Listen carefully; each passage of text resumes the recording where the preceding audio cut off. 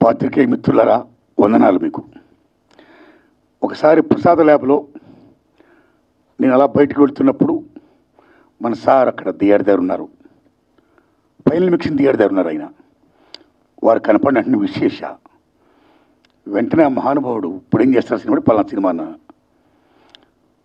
విశాఖ ఉక్కు ఆంధ్ర ఉక్కు ప్లాన్ చేసుకుంటున్నా సార్ అని చెప్పా. ఆయన ఒక మాట అన్నారు, నారాయణమూర్తి గారు మీ సినిమాలు సక్సెసా ఫెయిల్యూరా పక్కన పెట్టండి, మీరు చేసే ప్రతి అటెంప్ట్ కూడా ఒక అచీవ్మెంట్, మీకు ఎప్పుడు ఏ సహకారం కావాలని చేస్తాను అని ఆ మహానుభావుడిని అడగకుండా ఎంతో సహాయ సహకారం అందించాడండి. ఆయనకి నాకు ఏ అబ్లిగేషన్ లేదండి, కేవలం నా పట్ల నా సినిమా పట్ల ఆయనకున్న అభిమానం.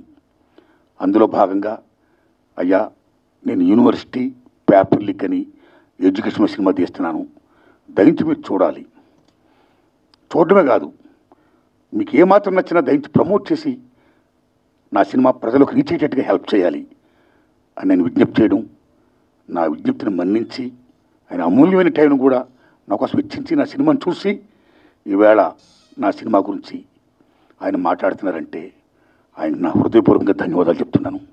Thanks a lot sir. Please.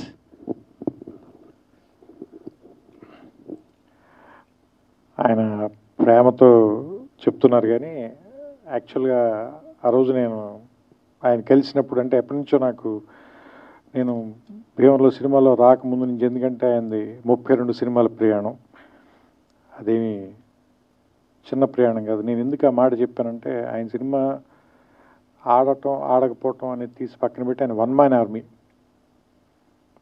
ఆయన దాంట్లో రాజు ఆయనే, సైన్యాధిపతి ఆయనే, సైనికుడు ఆయనే, అన్నీ ఆయనే.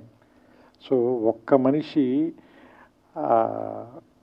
సినిమా ఆలోచన పుట్టడం దగ్గర నుంచి దాని ఎగ్జిక్యూషను, దాని తాలూకు రిలీజ్ వరకు సినిమాని తీసుకెళ్ళి జనం ముందుకి థియేటర్లో సినిమాని ఒకే ఒక వ్యక్తి ఇంత ప్రయత్నం చేస్తున్నారంటే అది కూడా ఖచ్చితంగా ఏదో ఒక కారణం ఉండి తీరాలి సినిమాకి, దానికి ఖచ్చితంగా ఏదో ఒక ప్రయోజనం ఉండి తీరాలి, ఒక మాట మనం ఖచ్చితంగా మాట్లాడాలి, ఆ మాట వినపడాలి. అంటే నొక్కబడే గొంతుల గురించి మాట్లాడడానికి ఒక గొంతు ఉంది, ఆ గొంతు అందరికీ వినపడాలి. అది మనకు నచ్చచ్చు, నచ్చకపోవచ్చు, దాంతో మనం ఏకీభవించవచ్చు, ఏకీభవించకపోవచ్చు, కానీ వాళ్ళు మాట్లాడాల్సిన అవసరం ఉంది, అది మనం వినాల్సిన అవసరం కూడా ఉంది. లేకపోతే ఏం జరుగుతుందంటే ప్రపంచంలో ఏకపక్ష ధోరణి అనేది రావటం మూలంగా రాబోయే జనరేషన్స్ చాలా సంకుచితంగా తయారైపోతారు. సో అందుకని విభిన్నమైనటువంటి గొంతులు, విభిన్నమైన అభిప్రాయాలు, వీటిల్లోనే బ్యూటీ ఉంది. సో అలాంటి ఒక పార్శ్వం, అలాంటి ఒక అందం ఆర్ నారాయణమూర్తి గారి సొంతం. అది ఆయన తాలూకు శైలి, అది ప్రత్యేకం. ఇప్పుడు ఈ సినిమాకి వచ్చినప్పుడు కూడా నేను సినిమా ఎలా ఉంది అని ఒకే ఒక మాటలో చెప్పాలంటే, నేను 2.5 గంటల పాటు వచ్చి ఫస్ట్ కార్డు పడిన వెంటనే 162 నిమిషాలు అనగానే నేను కొంచెం భయపడ్డా. అయ్యో బాబు 2 గంటల 40 నిమిషాలు ఇప్పుడు కూర్చొని చూడాలా మనం ఈ సినిమా, ఫస్ట్ వచ్చే భయం. ఎందుకంటే కరోనా తర్వాత అందరికీ కూడా ఏ సినిమాని కూడా 20 నిమిషాల మించి 30 నిమిషాల మించి చూడలేనటువంటి ఒక, ఏమంటారు దాన్ని, ఒక అది యాంగ్జైటీ అనాలా, అసహనం అనాలా, అలాంటి పరిస్థితిలో ఉంది ప్రపంచం మొత్తం.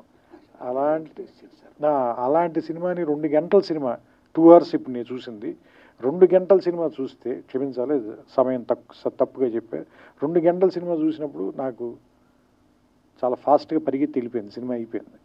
దాంతో విషయం, ఇందులో ఉన్న విషయం పేపర్ లీకులు, యూనివర్సిటీలు లేదంటే కాలేజీ రోజుల నుంచి విద్యాబోధన ఇంగ్లీష్లో జరగాల, తెలుగులో జరగాల, విద్యార్థులు ఉద్యోగాల కోసం జాబ్ క్యాలెండర్ల కోసం వెయిట్ చేయటం, అక్కడ కూడా లంచాలు ఇచ్చిన వాళ్ళకి ఉద్యోగాలు వస్తుంటే మిగతా తాలూకు స్టూడెంట్లు కానీ మిగతా వాళ్ళ తాలూకు నిస్పృహ, ఇందులో ఏది కూడా మన ఇమీడియట్గా ఉత్తేజపరిచే అంశాలు కాదు, ఏదో ఆలోచింపజేసేవు లేదా నిరాశపరిచే అంశాలు అయినప్పటికీ కూడా సినిమాని చాలా బలంగా పట్టుగా నడిపించారు.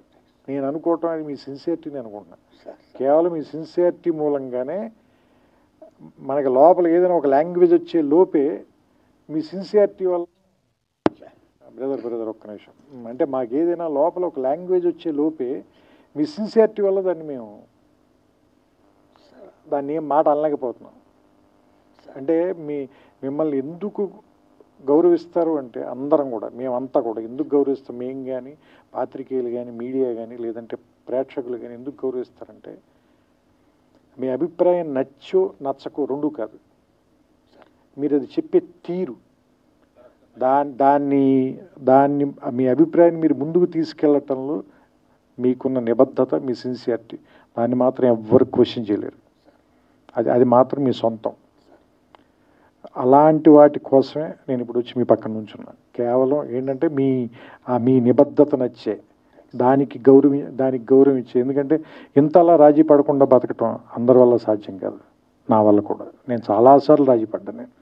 సో అందుకని ఏంటంటే ఇలా రాజీ పడకుండా బతకటం అందరి వల్ల అవ్వదు, కొంత జెలసీ కూడా ఉంది నాకు. అలా బతకడం అంత తేలిక కాదు.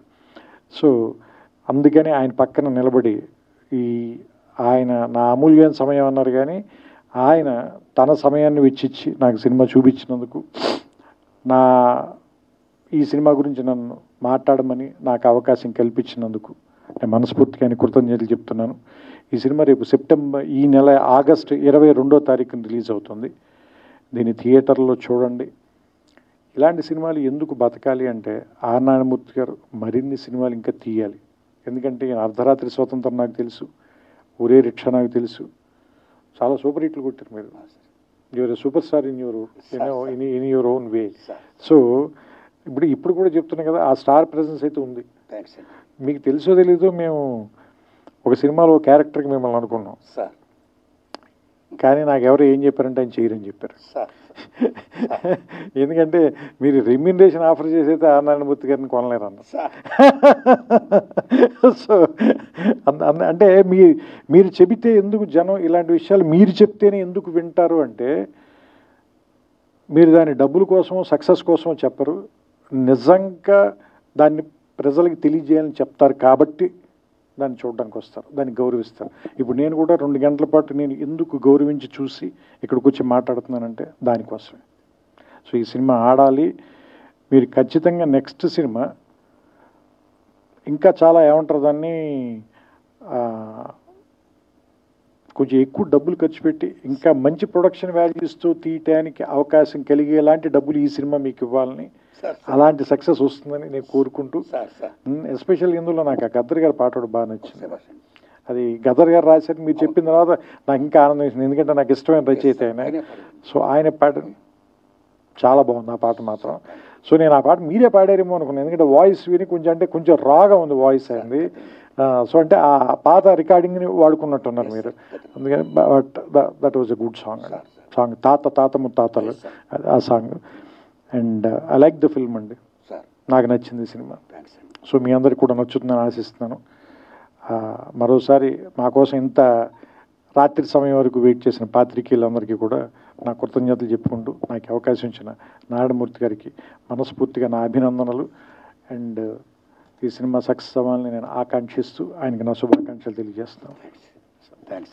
అయ్యో మీరు అలా అనకూడదు. Thank you sir, thank you all, thank you అండి.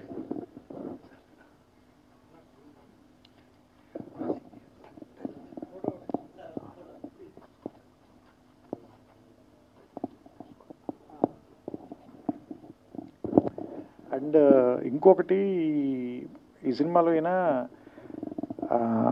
ఐ కాంట్ బ్రీత్ అని 1-2 సందర్భాల్లో చెప్పారు. అంటే ఎందుకు అంటే ఉక్కిరి బిక్కిరిగా ఉంది. ఎవరికి ఉక్కిరి బిక్కిరిగా ఉంది అంటే, ఈ సినిమాలు చూస్తుంటే నాకు అనిపించింది, పిల్లల చదువుల కోసం, వాళ్ళ భవిష్యత్తు కోసం వీళ్ళ వర్తమానాన్ని తాకట్టు పెట్టిన తల్లిదండ్రులకి చాలా ఉక్కిరి బిక్కిరిగా ఉంది. దీని విష సంస్కృతి అనాలా, లేదంటే ఇది మనం దేని వెనకాల పరిగెడుతున్నాం, చదువు వల్ల వచ్చే సక్సెస్ వెనకాల, లేదా నిజంగా జ్ఞానం వెనకాల పరిగెడుతుంటే ఇంత డబ్బులు విసిరేసి ఎందుకు పరిగెత్తాలి మనం? ఆ క్వశ్చన్ అయితే మాత్రం వచ్చింది సార్. సో అంటే యాక్చువల్గా జ్ఞానం మనకి ఆనందాన్ని ఇవ్వాలి, ఇంత నొప్పి ఎందుకు ఇస్తుంది, ఇంత బాధను ఎందుకు ఇస్తుంది? మన కన్న వాళ్ళకి ఇంత కష్టాన్ని ఎందుకు ఇస్తాను? ఎందుకంటే నేను కూడా ఇంజనీరింగ్లో ర్యాంక్ వచ్చి, బట్ అది ప్రైవేట్ కాలేజీలో వచ్చింది నా ర్యాంక్, 3000 చిల్లర ఎంత ర్యాంక్ వచ్చింది. మా ఫాదర్కి మేము 9 పిల్లలం, ఆయన చదివించలేను అన్నాడు. సరే మరి ఆయన తేలిగ్గా చెప్పారో లేదా నేను తేలిగ్గా తీసుకున్నానో తెలియదు, కానీ దాన్ని పెద్ద పట్టించుకోకుండా నేను గ్రాడ్యుయేషన్ బీఎస్సీ చదువుకోరానంటే నేను బీఎస్సీ చదివేశాను. కానీ అంటే ఇప్పుడు వీళ్ళని చూస్తుంటే అప్పుడున్నంత తేలిగ్గా సమాజం ఎందుకు లేదు, ఇప్పుడు మనుషులు కూడా ఎందుకంత తేలిగ్గా ఎందుకు లేరు, ఎందుకంత సుఖంగా లేరు, ఎందుకంత బరువుగా ఉన్నారు అంటే మనం అంత ఒత్తిడి పెట్టేస్తున్నాం పిల్లల మీద. ఇందులో పెట్టారు చూసారా, నువ్వు అన్నం కలుపుకునే టైంలో పుస్తకం చదివితే బెటర్ కదా అని చెప్పి మదరు ముద్ద తిను, నువ్వు చదువుకో, అన్నం మాత్రం నేను కలిపి పెడతాను, అంత ఒత్తిడి ఎందుకు పెట్టేస్తున్నారు పిల్లల మీద? అంటే వాళ్ళ భవిష్యత్తు గురించి వీళ్ళు ఎందుకు ఎంత వీళ్ళ వర్తమానాన్ని తాకట్టు పెట్టేస్తున్నారు? ఆ పాయింట్ ఒకటి బాగా నచ్చింది నాకు ఈ సినిమా, అదొకటి చెప్పాలనిపించింది, అందుకని మళ్ళీ తీసుకున్నాను. Thank you.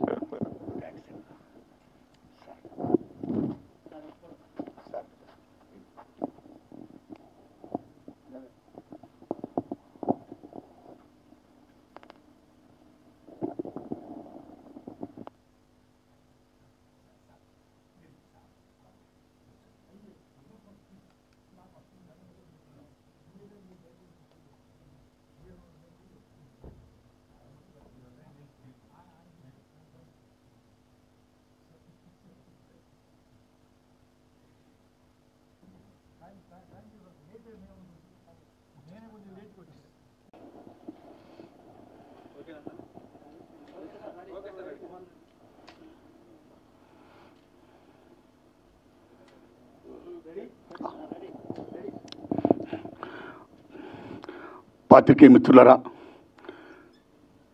త్రివిక్రమ్ శ్రీనివాస్ గారు నా విజ్ఞప్తిని మన్నించి వారు రావడం, నా సినిమా చూడడమే కాదు ఆయన మెచ్చుకోవడం, చాలా మంచి సినిమా తీసుకున్న నారాయణమూర్తిని మళ్ళా అభినందించడం, ఇది కేవలం విద్యార్థులే కాదు, తల్లిదండ్రులే కాదు, ఉపాధ్యాయులు మొత్తం అందరూ కూడా చూడదగ్గ మంచి సినిమా తీసావని ఆయన ఇలా చెప్తుంటే నాకు చాలా ఆనందం ఉందండి. వారికి హృదయపూర్వకంగా ధన్యవాదాలు చెప్తున్నాను సార్. ఈ సినిమా ఈ నెల ఆగస్టు 22వ తారీఖుని రిలీజ్ చేస్తున్నానండి. ఓ ప్రేక్షక దేవుళ్ళరా, మీరు చూడండి.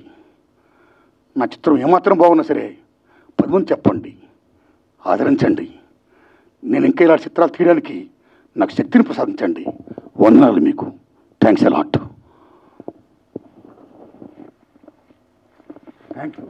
ఈ టైం కూడా వచ్చారు మీరు పాత్రికేయ మిత్రులరా, మీ దండం పెడుతున్నాను.